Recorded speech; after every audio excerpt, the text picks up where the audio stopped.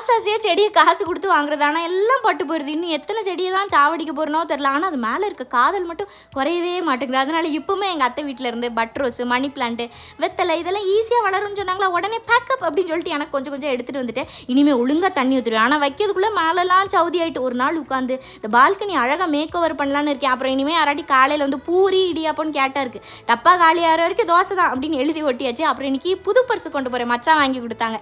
கிளம்பி பேன்னு காட்டினேன்னா பயந்துட்டாப்புல. அவ்வளோ பயங்கரமாகவும் இருக்கும். ரைட்டு நான் ஆஃபீஸ் போயிட்டு சாயங்காலம் வந்து அந்த காலையில் செடி வைக்கிற போராட்டத்தில் சமைக்காமல் போயிட்டு அதனால் நைட்டு இட்லி சாம்பார் பண்ணலான்னு பண்ணிக்கிட்டு இருந்தேன். போகிறது 2 நாள் தான் ஊருக்கு என்னமோ. ஆனால் வீட்டையே காலி பண்ணிட்டு போகிற மாதிரி ட்ரெஸ்ஸை எதுக்கு தான் இவ்வளோ கொண்டு போகுதுன்னே தெரில. இது வந்து அக்கா வாங்கி கொடுத்தது. எல்லாம் இப்படி எங்கேயாவது போயிட்டு வந்தாலே நமக்கு நிறைய கிடைக்கிது, நல்லா இருக்குல்ல. அப்புறம் இந்த இட்லி சாம்பார்லாம் நல்லா தான் இருந்துச்சு. ஆனால் சாம்பார் உரைப்பே இல்லை. அதான் பார்த்து இந்த மிளகாப்பொடி இருந்துச்சா, மழை சாரல் மாதிரி மேலே போட்டு நல்லா வரவு எடுத்து சாப்பிட்டா உரைப்பு டேலி ஆகிட்டு.